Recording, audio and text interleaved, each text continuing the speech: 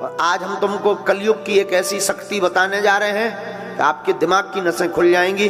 कलयुग की एक ऐसी शक्ति पर चर्चा करेंगे, अगर कोई चाहता हो कि हमें कोई हरा ना पाए, घर में, परिवार में, द्वार में, संसार में, समाज में, पॉलिटिक्स में, काम में, धाम में, तो आज की कथा सुन लेना, तुम्हें जिंदगी में कभी हार का मुंह नहीं देखना पड़ेगा। अगर आप लोग किसी विषय में हारना नहीं चाहते तो आज की कथा सुनो। याद रखना, जो मनुष्य धार्मिक होता है वो दुख को भी सुख में बदलने की क्षमता रखता है। उसकी दृष्टि और उसकी विचारधारा दुख को भी सुख में बदल देती है। बिना धर्म का व्यक्ति, कथा में याद रखना, बिना धार्मिक व्यक्ति, बिना धर्म का व्यक्ति ठीक वैसे ही होता है जैसे बिना लगाम का घोड़ा होता है। जिस प्रकार घोड़ा परम स्वतंत्र होता है, वैसे ही बिना धर्म का व्यक्ति भी बिना लगाम का होता है। और लगाम धर्म की जरूर होनी चाहिए।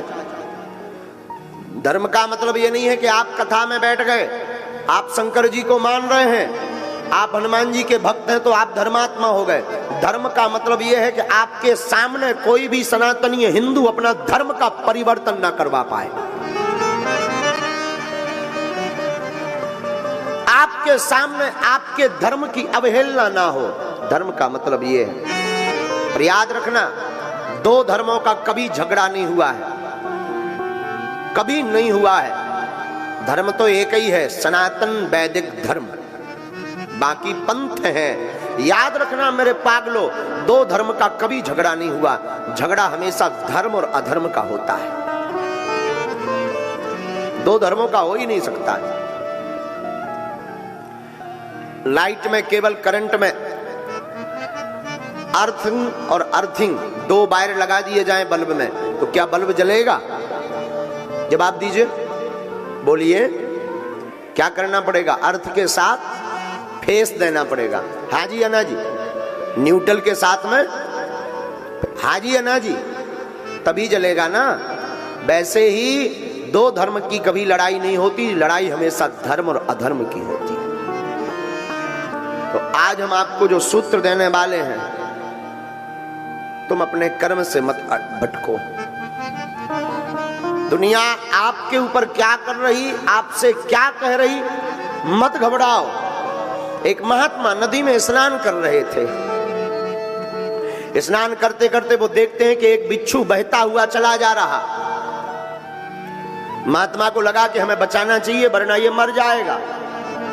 महात्मा ने अपना हाथ लगाया, बहते हुए बिच्छू को हाथ पर रखा और फेंकने की तैयारी की तो उसने डंक मार दिया, काट दिया।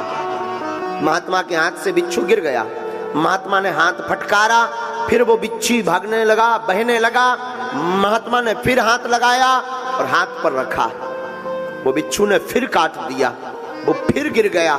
महात्मा ने फिर हाथ फटकारा, विदिन 50 बार बिच्छू ने काटा, हाथ नीला पड़ गया, जहर चढ़ गया, हाथ में सुन्नपन आने लगा। नदी के किनारे हमारे तुम्हारे जैसा कोई एक सज्जन खड़े हुए थे। उन्होंने कहा, ए बाबा, पागल हो क्या तुम? तुम्हारी बुद्धि सठिया गई? वो काट रहा और तुम उसे ही बचाने का प्रयास कर रहे हैं, ऐसे को मरने दो। क्या जरूरत है उसको बचाने की? जो काट रहा हो, जिसके साथ तुम अच्छा कर रहे हैं, वो बुरा कर रहा है, तो क्या आवश्यकता है उसको बचाने की? क्या जरूरत है उसको हाथ पर रखने की? क्या आवश्यकता है?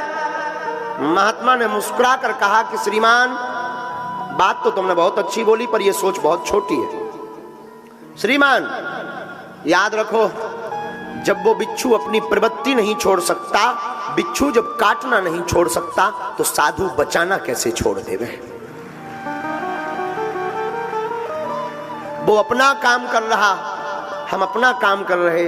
वो मरते मरते भी अपनी आदत नहीं छोड़ रहा और हम जीते जीते अपनी आदत छोड़ दें। इसलिए मेरे पागलों, दुनिया का काम कहना है, उनको आदत पड़ी है कि तुमको कुछ ना कुछ वो बोलेंगे बोलेंगे बोलेंगे, लेकिन तुम्हारी जिम्मेवारी है दुनिया को बोलने दो, तुम डिगना नहीं, तुम बहकना नहीं, तुम अपने रास्ते पर बढ़ते कदम चले जाना, एक दिन मंजिल अवश्य मिल जाएगी।